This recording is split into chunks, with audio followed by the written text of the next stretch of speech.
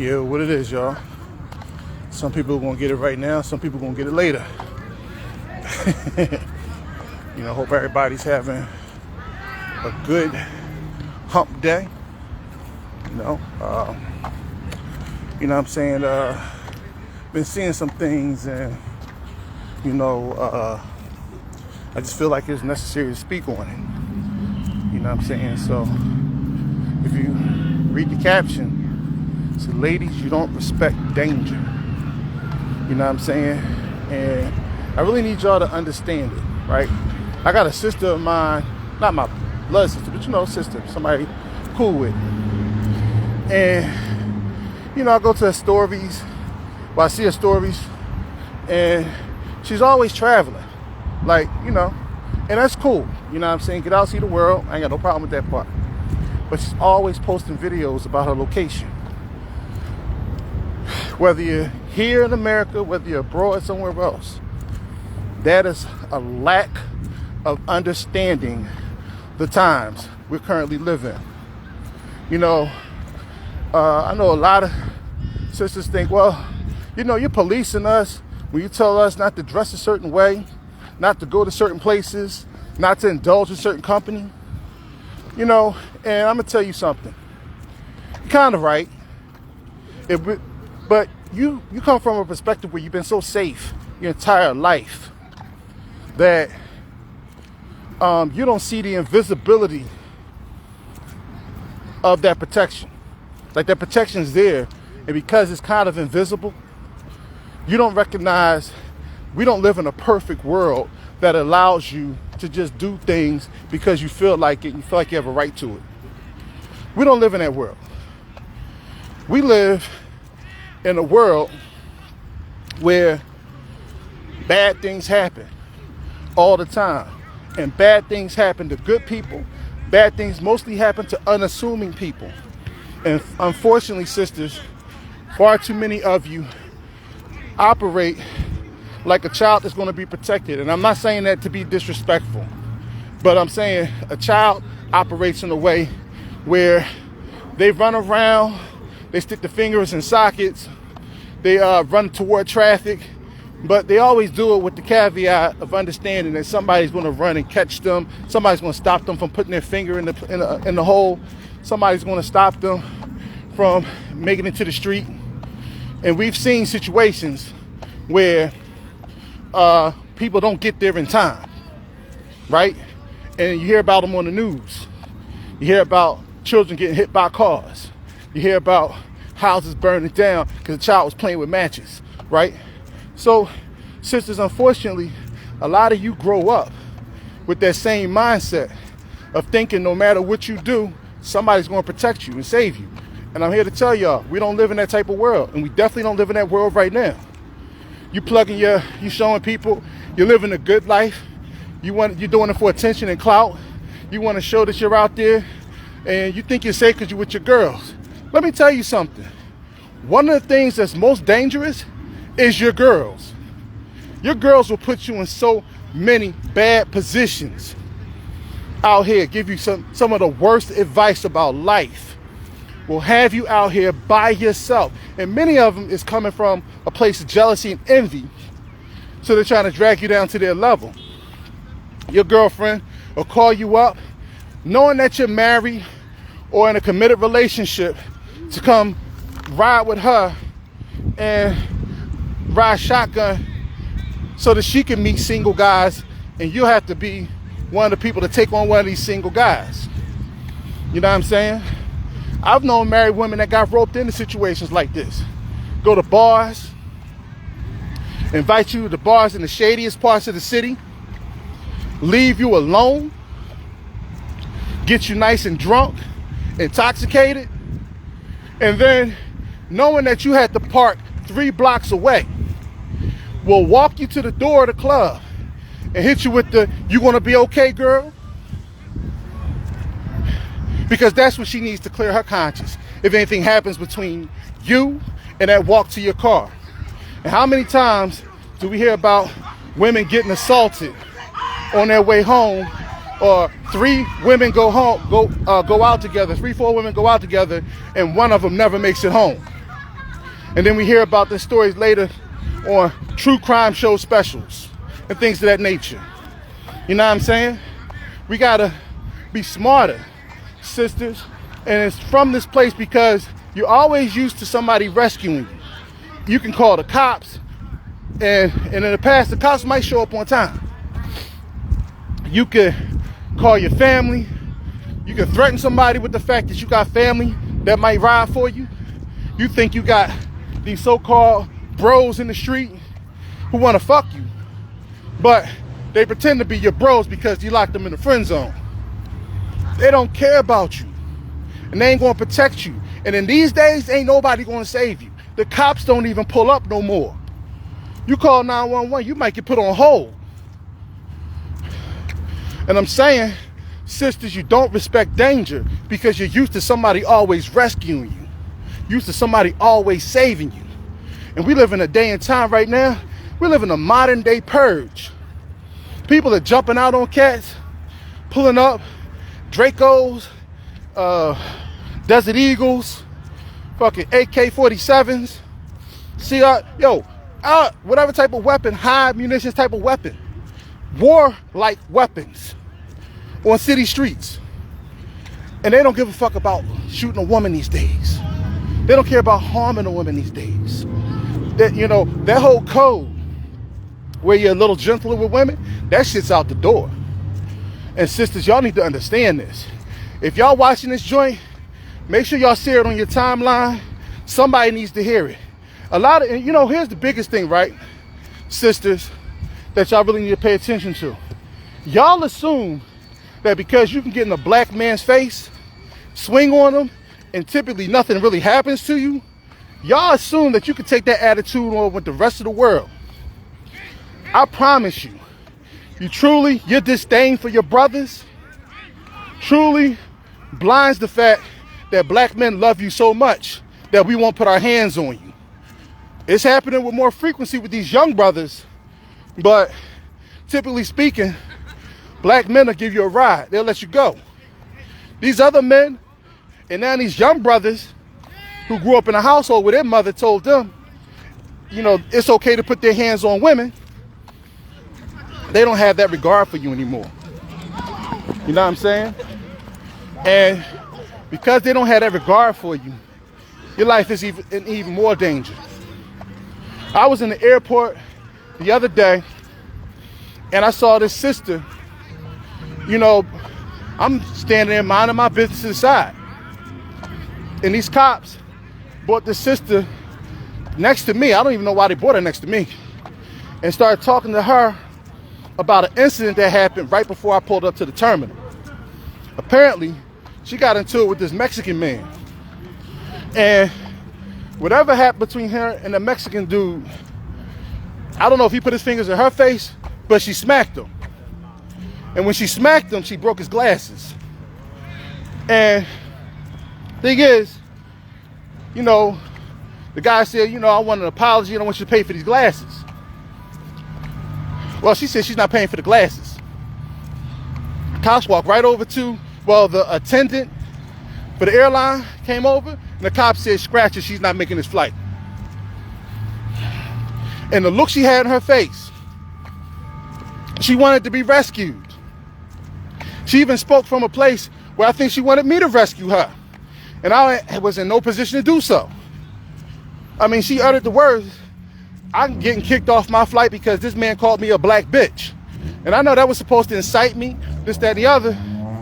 But like I said, the cops are already there. They already got her hemmed up. They took his side. Flying home, he was right across the aisle from me. And this is what I mean. That protection ain't there no more. This whole identifying with the white man coming in on a cape to save you sisters, that shit ain't happening. And it's because you don't respect danger. First and foremost, I would never agree with anybody calling my sisters a black bitch. I still don't agree with our sisters feel like they can challenge men physically. But like I said, because of your history of getting away with hitting black men, and then black men being locked up, prosecuted, things of that nature. When you cross racial lines, they ain't gonna show you that same love. And those cops, one black and two Mexicans, pulled it aside and said, until we resolve this situation, your ass is staying in town. Book another flight. So she lost twice. First, she missed her flight. She had to book another flight. And with that particular airline, you got to pay for another flight. And if you got to pay for a flight the next day, you're paying 4 or 5 times what you paid to get on that flight in the first place. White man has put black women in a situation where it wanted to separate you from your men so it could separate you from your protection. And too many of our sisters thinking emotionally and thinking about the come up of this partnership with white men. Corporations, sisterhood with white women who hate black men because black men were given freedoms they weren't allowed to. We're talking going back to the 1800s. So, indeed, baby, the glasses would have been cheaper. But her ego wouldn't allow her to do so. And honestly, I don't even think she had the money. I think that was the biggest reason. I don't even think she had the money to pay for his glasses. So, you know, the bottom line is, you know, sisters, I want y'all to start gaining a healthy respect for danger. We have an eviction moratorium, or not moratorium, an eviction crisis going on right now. Pulling up the parking lots and buildings, and you're watching U-Haul truck, box truck after box truck, with women and their children filling them up because they're being displaced right now. Landlords talking about they're going to triple your rent. If you can't pay it, they'll give you 90 days to find a new residence. It happened in Virginia. I shared a video a while back. Happened in Virginia. It's happening all over the country right now. And sisters are scrambling. You got sisters online right now talking about living out of container units in the backseat of their cars. And goddamn, you want to talk about dangerous situation? Sleeping in your car? I don't give a fuck how tinted the windows are. You got guys putting shit on doorknobs, door handles of cars so that women will get tired and pass out. You were sitting duck in some parking lot, you know what I'm saying, waiting for, you know what I mean, some predator. And the predators are out there because the sex trafficking is at an all-time high. The flesh trade is at an all-time high. Just because it's not being reported nationally doesn't mean it's not happening. The purge is happening right now. I'm at the track right now in my neighborhood. You think I'm rolling in this bitch without no protection? We can't do that. And if I'm a man and I'm seeing these dangers out here, I'm seeing sisters walk past potential predators. And see, this whole thing of minding your own business and not looking around, not making eye contact because you don't want the attention, you're going to get the attention of a motherfucker trying to rob you. Right, bro? You won't get the attention because the first thing they're looking at, oh, she ain't paying attention? Bet. How many stories I got to show you people getting robbed, motherfuckers taking their guns from them? Because they feel like, you know, I'm going to mind my business and live my best life. Heard the brother I just passed, he said, preach, brother. I ain't saying shit wrong. And sisters, y'all have a unique thing of feeling like y'all the baddest motherfuckers in the world. One of the worst things that could have happened to y'all is to watch that movie, Woman King. And not that it wasn't a good movie. It was a good movie. I liked a lot of it. But one thing I didn't like was the fact that it weaponized the masculine nature that they're trying to bring out of black women. You can't take on no man. I don't give a fuck how bad you think you are. You can know taekwondo, judo, this, that, and the other. And these dudes ain't even fighting y'all one-on-one. When these dudes come for y'all, it's a pack of them. You try to jujitsu on them if you want, end up getting shot. So, sisters, I'm about to step off on this one. But what I'm trying to say is, you know, Y'all need to figure out how to humble yourselves, come back to your protection. But at least, if you're not going to do that, then one of the things I hope you do is recognize how dangerous this world is.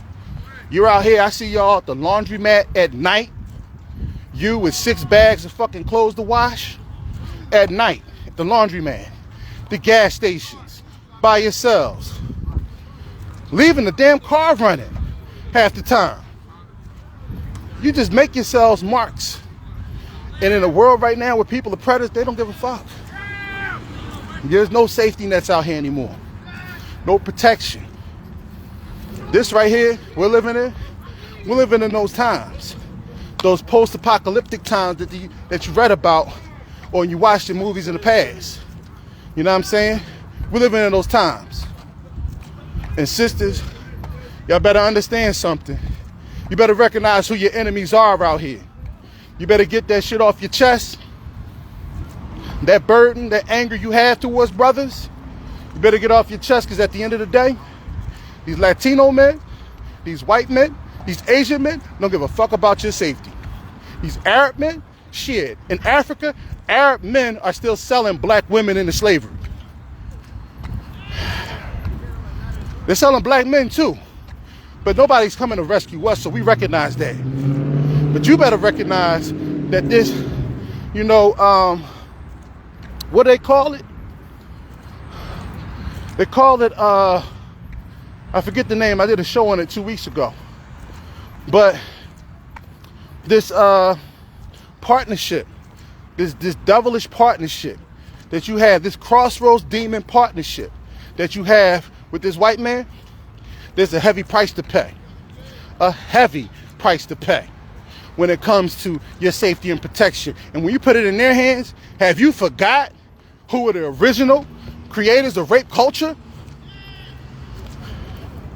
Not the remix where y'all put black men on the cover. I'm talking about the originators of rape culture, before they even came in contact with Africans. You think this white man won't go back into his carnal nature? Ask all these sisters, these divestors who've married white men and complain about how these white men want to have plantation fantasies and call them all kinds of nigga bitches when they fucking them. Ask them about their relationships behind closed doors. And if he's feeling that way towards his wife, who is the mother of his children, imagine how he feels about you. So I'm going to go through some of the comments real quick. If I can go up far enough. I see my show and the watch is on. Peace, family. I see my love is on. Peace, power. I see my sister Sade came with a comment, but for some reason I can't fumble through it. Okay, brother, you said, I'm not sure who is this, my show in the watching, but you said, this is how a lot of men in relationships feel. Our women must respect safety protocols. Ashe. It's not policing. Too many of these single broads are out here, and I called you single broads, are out here, want to live a life that's reckless. I never understood the fact that sisters would talk about loving a dangerous man. They get in the car, he pull over, pistol whip somebody, and they're talking about how that turns them on. And then eventually, you see them years down the line, and they're talking about how they were in an abusive relationship. No, you chose to be in an abusive relationship. You chose to be with that dude you saw pistol whip somebody on the street. Going out dangerously. I remember telling a sister during the pandemic when they had the first lockdowns and white men were threatening black women on the streets. I remember telling them, yo, you gotta walk like 3 miles to the supermarket. Wait until I come pick you up. Oh no, I'll be all right. I don't get that. Our sisters live in a world where ain't shit gonna happen. I've even heard that. Ain't gonna do nothing. Where? Where's this place that's not gonna do nothing? I live in Philadelphia. They do shit all the time. All the time. You know what I mean? Trying to go up and trying to get to the chat, y'all. So I can. My baby said the mindset's trash. You said, hold on, they're wired wrong too many of them actually want to be men. Ironically, they want to be the very men that they have such disdain for. You can't make this shit up. That's like Kevin Samuels right there, but yeah, baby, absolutely. You know what I mean? All right. Let me see. I'm sorry, y'all. It's hard for me to put this out here. All right. You say, sis, thank you for talking about this, but I appreciate, sis. You already know. And I've heard about, I remember, Zalika, I remember your story when you were talking about having to fight cats on the train in New York. I remember those stories and how everybody stood around and watched you. Yo, a woman was raped on the train here in Philly, and people didn't do shit but pull their cameras out and recorded it. Nothing. And she was looking around for somebody to help her. Train full of brothers, nobody helped her. That's the world we live in right now. Shit. I believe in pistol packing, baby. For real. Unfortunately, sisters, a lot of y'all pistol pack and start shooting each other. We got to figure that part out. Sister Shadi said she didn't need rescue. She needed to learn to walk away. People can say what they want. She put hands on him. Yeah, baby, I'm telling you, sis. Listen. Right. Exactly. You see? Exactly, love. Glasses would have been a lot cheaper than that extra plane ticket. And I was thinking that night. I was thinking that night. He said, this joint keeps trying. My brother Chuck Duncan. What's up, bro? Man, what's going on? A lot of my New York family in the house. North Jersey in the house. He said, what'd you say? He said, yeah, I'm so glad you remember that. Yeah, I remember that story. Yo.